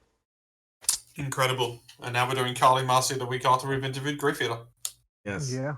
And let's see, Kali Masi was episode 53, and then we did Paranol 58. I don't really have too much else to say about this album. Do you two? Nah. Favorites, Happy Birthday, obviously. I'll Swim in the Sharks. I like Excuse Me, Could You Spare a Cigarette as well. I think it's pretty cute. Least favorites, probably something like Lizard in a Suit. One of my favorites is Lizard in a Suit, as is Can You Spare a Cigarette? And again, this one was one with no least favorites. This was just a really solid album all around. Actually, I think I'll agree with Trix here. I think my favorites are I Know Who My Real Friends Are and Happy Birthday, but I really don't have a least favorite to mention. I think it's a really solid, nice little cute album. You're calling Lobsterfight cute. I think this is cute in a different way. Yeah. But as we know, they're one of their most recent songs, "Song for Growth Part 2." That was in Through the Soil 1. Yes. And now we're gonna cover Through the Soil number 2. Yeah, this was 2 hours that we just kind of tapped on, didn't we? This is probably my favorite for the week. I enjoyed the first one a lot more. I enjoyed the first one a lot. I think there was a lot more variety of good and bad on the first one. This one's a little bit more balanced and a little bit more cohesive in that way. Mm-hmm. Or I don't think there's too much here that's egregiously terrible, but there's also nothing on here that's like, oh my god, top tier, must listen. Like, there's no radar ballet. This is one of those compilations where I can see myself doing like a noteworthy 01 breakdown to it, and just going through and listening to the various artists. Like, I mean, Horse Jumper of Love is like one of the first artists in the compilation, so you knew it was going to be up my alley, anyways. Paranol's one of the last ones, so you know. There's one other thing I've got to mention in this. Yes, we've covered Lucy Dacus, we've covered Phoebe Bridges, and now we've finally covered Julian Baker. Now we've finally covered the last Boy Genius. Yep. Before we even covered Boy Genius. Yep. And that was the plan, yes. And Ritz, you were talking this week about Wednesday. Yes, I was saying that this has been the best year for alt country that it's been in a while, and Wednesday is one of those reasons. And Wednesday is on here in very different ways, because you have their song Who Me. The first track, MJ Lenderman. MJ Lenderman is in Wednesday. Yep. And then the Flow 2, which is their Gutting a Body of Water's track. Carly Hartson, one of the features on there, is also the singer for Wednesday. Yep. So, and Flow 2 is probably one of my favorites off here. Oh, yes. Yes. Yeah. Which is now also us finally covering They Are Gutting a Body of Water, which is on that same label that Freezer and Garage Sale are on, and Freezer is the band that hosted We Will Look Back at You and Love You Forever's debut show. Yeah. And of course, They're Gutting a Body of Water has the distinction of being one of the best tracks and one of the worst tracks on here. Yeah. I don't know what the fuck Riddler's Mind is about. Yeah, not so much into Riddler's Mind as I am to Flow 2. I think Flow 2 is like... It's such a weird track in a good way. But I also... when I was listening to They Are Gutting a Body of Water last year, I was more listening to their album than I was Through the Soil, so I didn't really give this one too much of an attention, and nor do I really think it's better than the album, so... No, but I think that it's an interesting moment, because so much of this ends up being a lot of like alt country, a lot of DIY. So anyone that's doing, or also it's a lot of shoegaze, right? So anyone that's doing anything that's a little bit different, you're gonna immediately perk up and be like, okay, all right. Yeah, but I feel like just the original Through the Soil just had so much difference in its sounds, and I think a lot of it was just a lot more interesting. That even though the songs and stuff like that I wasn't really like putting into my playlist, I still think there was a lot more interesting. Like I can still remember Attica Basement's "Be There," which is the opening to the last one. That one was a really kind of interesting start to this whole compilation. Yeah, you had that. You had Horse Jumper Love on that one. You had other just random ones like, of course, Weather Day, which I really liked. Dandelion Hands. I just Julie Duran as well. And of course, The Cleaners from Venus, which is like a classic DIY act from like the 80s. Yeah. There's some other weird, like we had Teen Suicide on there. We had Indigo D'Souza. We had Dandelion Hands, Fog Lake. Unfortunately, now Sweet Trip. Yeah. Unfortunately, I don't know. Well, there's been things that have come out about Sweet Trip. Okay. Or at least one of the members about it. But at the time, that was still a big artist. Spirited Beehive was on there as well. Yes. Mm-hmm. And from my understanding, a lot of this was just kind of like people wanting to do this. People who are in like Discords with like musicians and stuff, and they just started reaching out. This is where a lot of it came from. Forgot about that. What was that? Phil Elverum did a song on the first one. No, did the photo. Did the art. Did the photo. Yeah. But, and this just, it doesn't really feel the same in the same type of magic. It feels like it's still a good compilation, but that first one was just like such a wild compilation that came out, and this is like just doing it again, but it just doesn't. None of it hits the same way. Doesn't. Like, I did like my deep dive into this one, like I did my last one, but like that last one was such a marathon, was such a slog, was such a just all encompassing point in my life for like a day or two where I was doing everything. And this one was kind of like, yeah, there's some cool, interesting stuff here and there that I kind of learn about, right? Like, sure, there's some acts that have never really released too much stuff, and some acts that have kind of come back and have contributed a new song after several years away, but there was never quite that span of like, oh, this person has barely released anything, or this person has, like, it's been a long time, like kind of like that Hekra moment on the I Became Birds tribute, right? Yeah. I feel like Through the Soil had a lot more of moments like that of like, oh, they got this person, or this is like, yeah, they got Teeth, they got Gabby Jr. Like some of these songs are really interesting and cool, but it doesn't hit the same way. I will say it does feel like there is still a lot of the kind of same types of artists that are released on here. I think there are some from very similar labels. Like I think there was a couple top shelf artists that were on the first Through the Soil that I can notice are on the second Through the Soil as well. Like Knife Play, one of them I can notice out on there. Rat Boys as well. So it's not like this has suddenly tried to make this bigger and better. It is still trying to just do the same thing on here, which is nice. It's giving some of these lower popularity record label artists kind of a boost in this big compilation, and it's mixed up with some artists that are really well known as well, but aren't like those big mainstream artists. Like Julian Baker's obviously gotten quite a lot of bit of popularity, right? Through Boy Genius. But like, who knows who Jody is? Yeah, like Jody has an album out on Bandcamp. It has like a single or something as well. Yeah, or no, it's another like album EP thing, but there's nothing really else out there, right? It's not the same.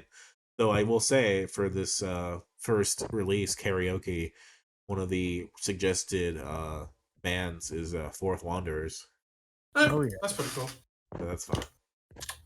But it's there's a moment to highlight stuff like that I still really appreciate these compilations for. I think that's one of the reasons that they have value, is just to collect everybody and put them all in the same equal playing field. Yeah. But I also kind of have like a thing for bands that's like, for example, Ian Sweet. Apparently Ian Sweet's song Fuck That was pretty popular. So it's like, yeah, let's just give him a demo. Sure, I guess. And then Faye Webster's got a live song on here. That was a little more impressive. That one was fun. Yeah. Yeah. No, I know, but it's still kind of in the same vein. I mean, I haven't really listened to much Faye Webster, so I'm not gonna. I don't really know Faye Webster. But it was like, but I mean, her most popular song on Spotify, Kingston's got 110 million streams, so it's not like she's unknown. Yeah, she's more like a singer. Like I think more of like a more not classical, but like that kind of demographic. But like, live on Through the Soil 1, like Thanksgiving Live was like the last track on there, and that was like a pretty big moment because I think Thanksgiving was pretty much not a thing anymore. Actually, to put into perspective that Faye Webster live song, that's actually the least streamed song of Atlanta Millionaires Club, which is the same one that her most popular song is on. And this is another thing that's also not on Bandcamp or not on Spotify. I mean, so this is like not a thing that you can easily access. It's a Bandcamp thing, really. Yeah. I will say doing this reminded me that we have to do the compilation that has Petite League on it. We gotta do the one with Weekend Run Club on it. I know. I've been putting those off. Did we not already do that one though? We did the Petite League track that I included in the deep dive. So the Build Me Up Buttercup. Yes. Yeah. No, I was talking about the Weekend Run Club one was never erased. We did never erase, but we didn't do the Out Chicago one. Or that would have been the one that had Mitchell. Yeah. Yeah, that was the one. Yeah, that wasn't Weekend Run Club. It was Mitchell and Okay, cool. Yeah, so that's another one we should maybe cover at some point. But with these compilations, I don't want to overdo them. Like, this is thankfully like half the length of Through the Soil 1. It's not as expansive as that one is. But like, I think that also shows like it's not 67 tracks anymore. It's 37. Yeah. You maybe lose something in all of that. I've kind of lost interest in the Through the Soil now, to be honest, and I've now noticed that Polyvinyl is doing their garage sale. So for those looking for some very cheap shit to go for, Slightly damaged. Polyvinyl. Yeah. I will say Through the Soil 1, that was the same week we did Gami Gang. It was the same week I moved to Indiana. Yeah, and Oscar Lang was the other artist on that.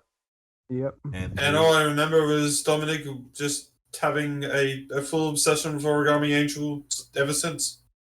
Yeah. And we've covered them a couple times across this whole thing, and here we are doing Through the Soil 2 to kind of round everything out. Like this isn't really like an emo thing. It's kind of just emo adjacent. Yeah. Like there's shoegaze here, sure, and there's maybe a couple tracks you could probably put in the genre, but this was something I put on here because of like Paranol's inclusion, and just because I kind of associate this DIY collective with Fifth Wave. I think just because of where we did it. Yeah. It's kind of nice to kind of cross the I's and dot the I's and cross the T's in a sense. Mm-hmm. Oh, it is $1 each for surprise CDs on Polyvinyl. That is tempting. That's a lot of Montreal albums you could get. That's a lot. Oh, you can also get Slop for how much? For $3. Fourth Wanderers? Yep. Yeah. That's worth $3. Yeah, that's worth $3. I've already got it, but yeah, that's worth $3. I think I got that from a surprise CD actually. Oh, nice. Yeah, pretty good day. Oh man, now I want to listen to Fourth Wanderers. I know. At some point, I don't know if I've talked about it, but there's a live version of "Be My Baby" before they named it that just is so much more emotional than the original song. I believe you had us listen to it in preparation for that episode. Probably. But, I have a soft spot for slide guitar. That's fair. I don't have much else to say about it. It's just not hitting the same as Through the Soil 1, but I am still glad we covered it. Yeah. Yeah. I'm gonna see what my favorite tracks are, because I just wrote down the numbers, because I did a similar thing I did last time where I wrote down my feelings in terms of, do I think the song was good, bad, or just neutral. And if I turn to that page now, wherever it is, you can also get all the Starfucker tricks. Starfucker, I'm kind of lukewarm on. I used to really like him, but there's a reason why I haven't really brought them onto the podcast. Okay, I'm just gonna post this sale there on the Atom, and it has to be wrong, but it's fucking funny.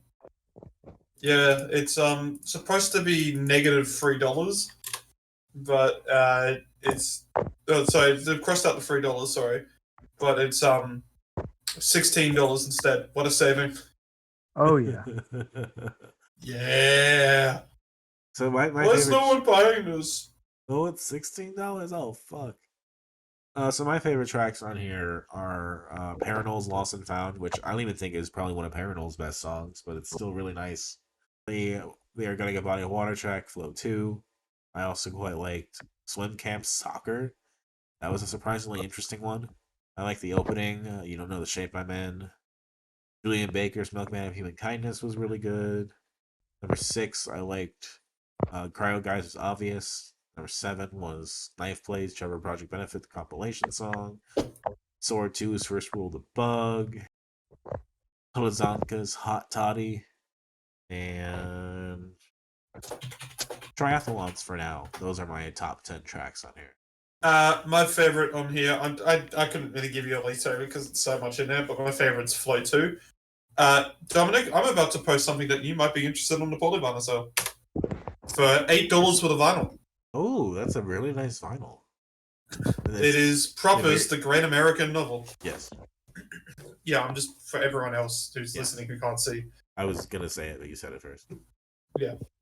Oh, my least favorites for this one are Fuck That by Ian Sweet and The Joker's Mind by Sam Silver featuring the Air Body of Water. And Tricks, I know you already have this, but that is $5 for the vinyl. Fuck, that's more than I paid. To the pain. Let me see if let me see which one it is. While I go over my favorites, which are Rockets and High in the Shower Part 2. Okay, And I'll interesting. give a shout out to the Horse Jumper of Love song. Any least favorites? Too long for me to throw it out there. Fair enough. Fair enough. It is the bone version of the vinyl, and I have the Bone and Blood split version. All right. That CD is worth it, though. So now we have transcended the bonds of emo, space, and time. We are now transcending time to talk about our last project of this recording, Griefeater's new EP, For Once Then Something. Future. Oh, the Ian Sweet CDs I saw on sale now, $5. That's $5 US. That's too much for me. If you don't have Stranger to the Pen, it's worth the $2 US for this. I already do have it. Fair enough. Continue, Dominic. No, the Griefeater's For Once Then Something, the new EP, the last thing we're going to talk about today. I don't know how much we can talk about this, given that it's not out yet. But I'll just say it's going to be out this will probably be posted the week before it's out, but I was never given any stipulation for like reviewing it or not. I think. So it's almost like we're not playing it; we're just talking about it. Yeah, I think let's just go for it. If I get messaged about it later, we'll deal with it then. Yeah, we will let Dominic take the ball. Like I specifically told him I wanted to put it on the show after the interview. So. All right. Yeah, it's probably better than their first EP, but they're definitely a band, and I'm waiting to see more of what their new stuff is. And now knowing from the interview that it's a case of like this is all the leftovers basically, and they finished up recording that. I'm more just interested in what happens next from here than I am so much into this. That being said, yeah, Sienna's a really good track. I like Sienna. It is. Sienna's great. Dust is also great. Yes, Dust is also great. So Trix and I had that whole thing about Skin Meadow, like where we heard it, and we were like, "What is this? What does it mean?" Yes. And for me, going to so many Griefeater shows, I've been to like a bunch of Griefeater shows out, so like maybe 6. I've heard Sienna a good number of times now, where it was kind of the same thing of like, "What is this? This is interesting." So I'm really glad to have it now in like a form that I can just listen to it. It's really quite good. Yeah. Their sound is different between the two EPs in an interesting way, because it was the kind of the conversation we were having about like, do you consider us an emo band? Do you consider yourselves an emo band, or do you consider us a shoegaze band? Like, there's emo? There's elements of all of that in there, but I think they're unique enough at what they're doing that they go beyond just doing. Oh, you could just classify it as shoegaze. Oh, you could just classify it as emo. Yeah. Like, pick up the polyvinyl socks. Yeah. I cannot wear crew socks. Oh. My ankles are too fat. Could get a Shoo Twin Peaks t-shirt. That's not too bad. It's $18 US. Like they do a lot of moments on here that go beyond the scope of what "Will You Please Be Quiet, Please" was doing, right? Yeah. The Max song, "You Won't Feel a Thing," is just like a little quiet, reflective moment that's really sad and gentle. And it's definitely so much different comparing it to the debut EP as well. That's kind of like a pretty unexpected turn to be on today, even though it's not the most out there song. Yeah. Which is why I was kind of thinking it was like an Ethan Rader track, because he did Sorner, and this seems more like a Sorner thing. Yeah. I was really ready for that, but no, it's not, which is, I think, more interesting. But they also know something about sequencing, because of course Dust is like the chillest of like the shoegaze tracks, and Dust is following right after that, and it just picks up where that emotion leaves off and kind of brings it back into the fold a little bit, and then having that slow rise throughout the song and just having it end in that crushing wall of sound is just very nice. Yeah. Like, if I'm talking about, like, and the things I listened to most over these last couple weeks, it's probably this. Like, I've been really stoked about having this. Yeah, That's fair enough. This was just a cool flex to have. I'm not even trying to flex. It's just like, yo, we get to just have this and just talk about it in the context of, like, Fifth Wave, and, like, having it and just with everything else, I think is really cool. Yeah. Anamane Gucci's USA vinyl was on sale as well. Because, like, you also have tempting. You have a song like... But yeah, no. I was going to say, it's... Go ahead. I'm going to fucking steal this thunder. I think it's great that we've got the kind of early access onto this, and not talking about it in a bragging way as well, because it means that we've also had a lot more time to really kind of digest kind of listening to this as well, and then obviously talking to Griefeater on here has been a good insight as well to getting information about the EP whilst we're still digesting it for the review. Yeah. That's an experience that we actually haven't had yet. That's the first time I've had this on here. And learning just a bit more of the creation and then going into actually now give the force into it, it's allowed me to just kind of like understand this more. I don't think I appreciate it more. I think there'll be some cases in which I do, but I think I understand this a lot more. And it's what we've gotten is basically just them saying, okay, let's clear our plate and put it on. And to put it on for what is a pretty good EP at the end of it. I do like that we get a bit more range than we got in their first EP. However, I thought their first EP still had the better tracks on it. And I like the sound that they were going for on there a lot more so. But that being said, yeah, the highlights on this are still some pretty good highlights. And as I said last week, fuck you too. Violent Soho is good. Yeah, it's good. It's easy to make fun of. Look, if they've already Violent Soho and Hockey Dad and they're making stuff like this, I can't complain. Me either. I'm still going to make fun of yeah.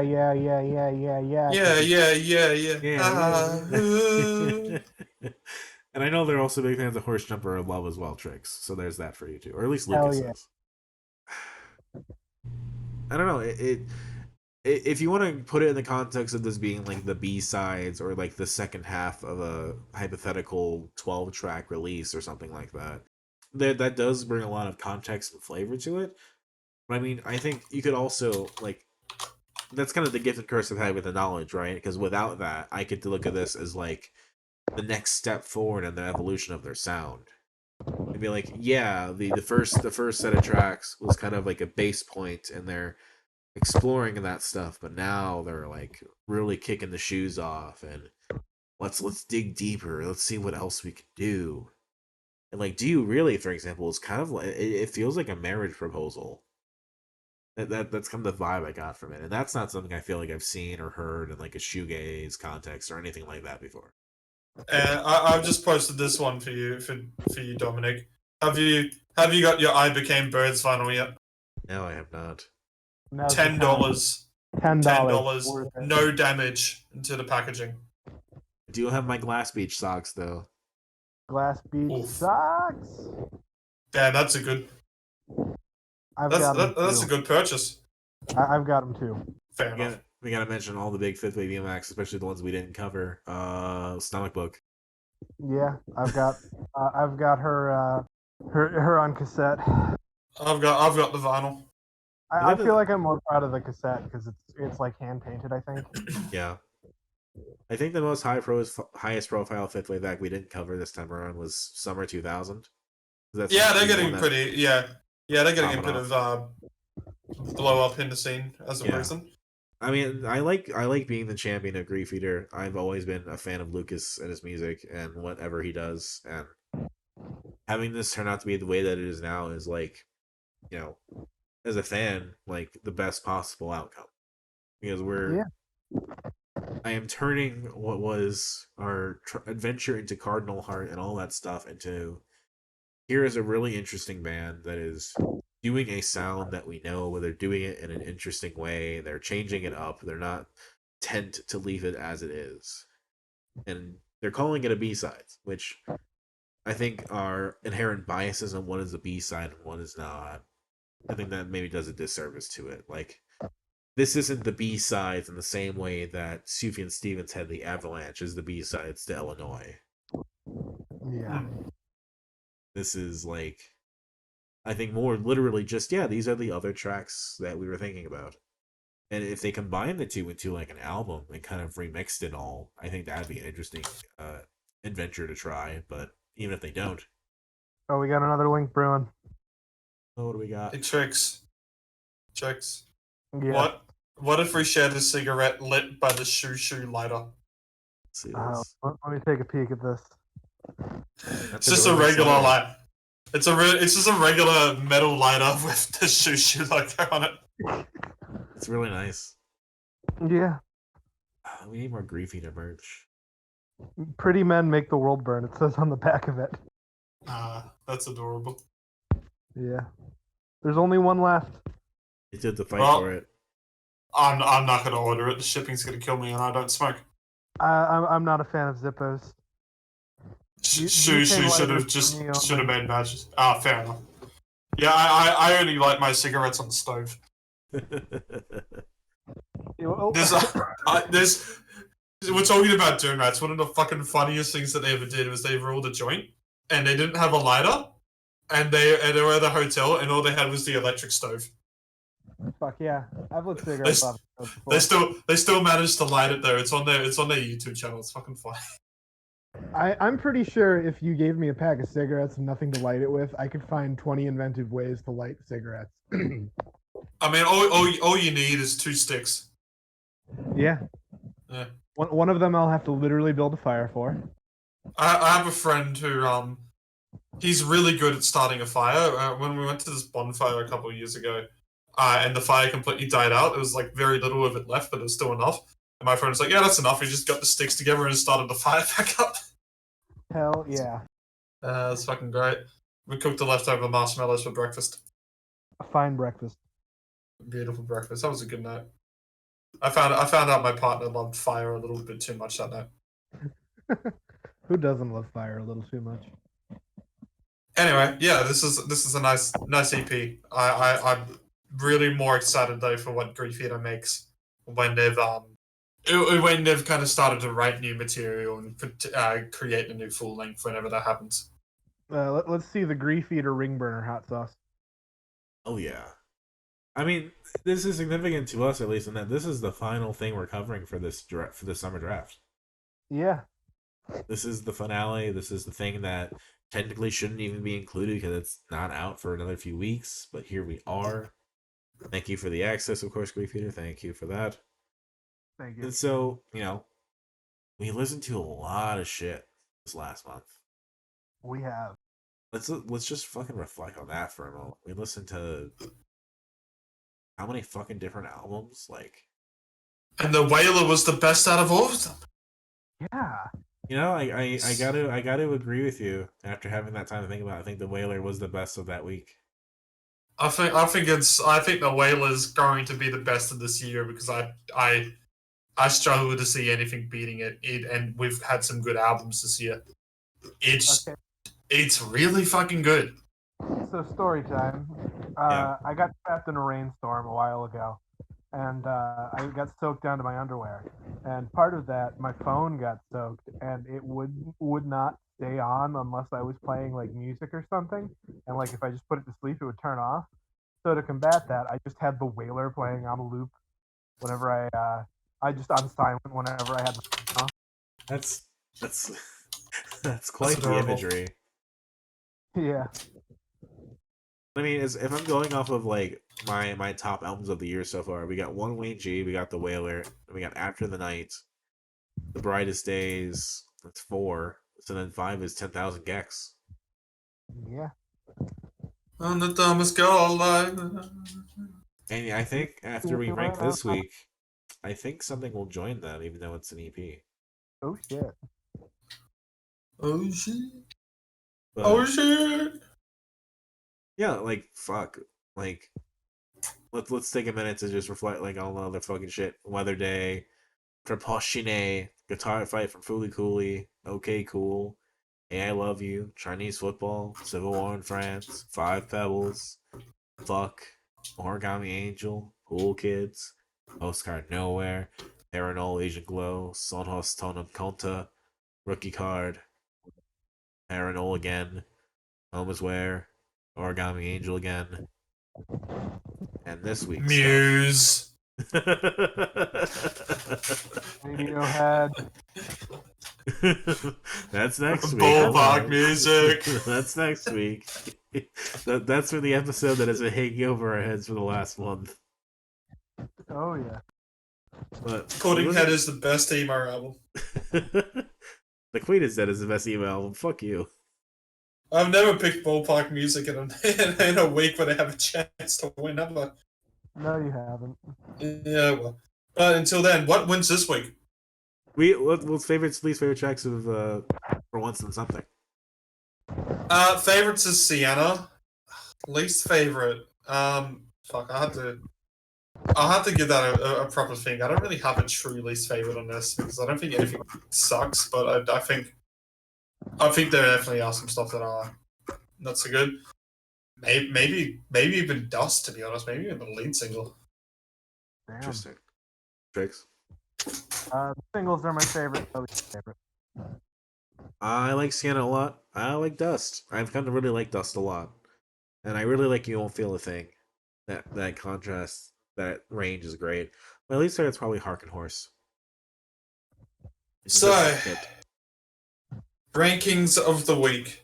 Not only will this be very easy to pick the last one, it'll be annoying to pick the rest. Yeah, I think I can puzzle my way through it. I just don't I think I have an order, but you're just gonna have to let me loose and just not interrupt me, or I will lose my entire train of thought. Cool, you want to start? Right, so let's shut up. Okay. Magnolia, Giogio at the bottom. Then I'm gonna go with It's Okay, I'm Fine. Rust Ring. Lobsterfight. Catching Techniques. Mouseatouille, Masi, Griefeater, Through the Soil. Alright, I'm going to go with Magnolia Giogio as last. Then I'm going to go It's Okay, I'm Fine. Then I'm going to go Rust Ring. Then I'm going to have to go Catching Techniques. Then I'm going to go Through the Soil Part 2. Then I'm going to go Griefeater. Then I'm going to go Masi. Then I'm going to go Mouseatouille, and number 1 is Lobsterfight. Okay, so my least favorite's obviously Magnolia Giogio. After that, It's Okay, I'm Fine. After that, I'm going to put Catching Techniques. Then we're going to do Lobsterfight. Then Rust Ring. Which then leads me to Mouseatouille. No. After Rust Ring is Through the Soil Part 2. Then Mouseatouille. Then Masi. Then Griefeater at the top. I think that's everything. Yeah, that's close enough at least. Yeah. What are we doing next week, Dominic? We're going back to what we were doing a month ago. Hell yeah. We had the Smiths, The Queen is Dead. That was Trix's pick. Ritz, you picked Ballpark Music's Puddinghead. And I'm doing the Radiohead OK Computer versus Muse's Hullabaloo soundtrack. Yeah, and I totally didn't screw up our pacing by catching Gastro. Honestly, I think this made it more fun. My question is, I don't know, I don't think, did you either two do much listening to these? I couldn't because I had Gastro. Right. I did some listening, and I remember none of it. My question to you is, do we want to tack something on to spice things up? What did you have in mind? I mean, it could be anything. I'm asking, A, do we want to tack something on at all? We could put an EP on there, another album, just something to like give it a little more oomph for the fact that we had to make it wait a whole month to come to fruition. Do we want to tack something on into there? That is an interesting question. Yeah, because there's the potential to tack on anything, and I'm wondering if there is.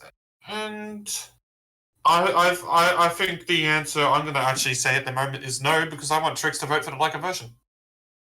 Yeah, fair.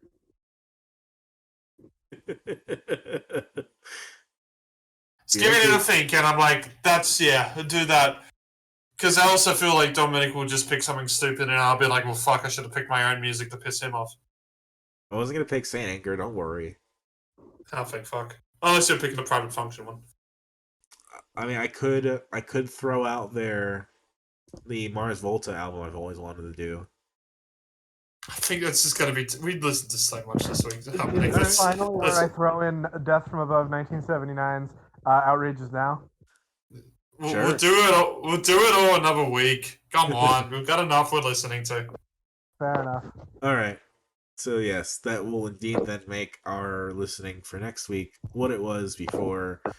The Smiths' The Queen is Dead, Ballpark Music's Puddinghead, Radiohead's OK Computer, and Muse's Whole Blue soundtrack.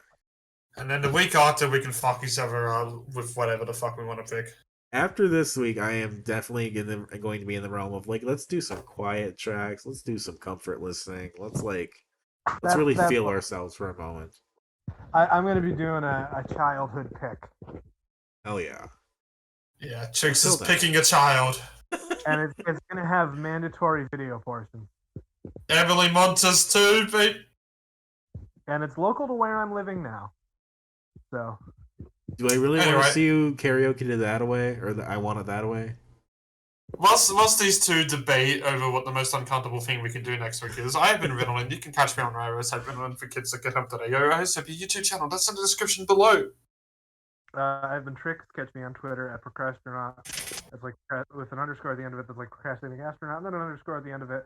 I'm also on Blue Sky. Sans the astronaut. Not the astronaut. Sans the underscore. And that's procrastinaut.bsky.social or whatever the fuck they use for their handle. I'm also just spray painting my tweets on boxcars. So if you see one out in the wild, just spray paint a heart on it, I guess. Yeah, buy our clock. Check out our website. Yeah, DissonantWaves.space, Redbubble merch, buy our clock. I'm in Dominic. You can catch me online at DACICH, on Twitter. I'm also on the Games My Mom Found podcast here and there. We did a Kingdom Hearts 2 episode a while ago. That was quite fun. I do want to say again, this is the end of our 5th Wave Emo 2023 Summer Draft. Thank you for listening to that if you bothered to keep up with us. It seems that the other episodes have done quite well comparatively, since they're all kind of being similarly named and all of that. People seem to be listening. So that's cool. Thanks a lot. And I hope whoever you are out there, you write the next great big emo album.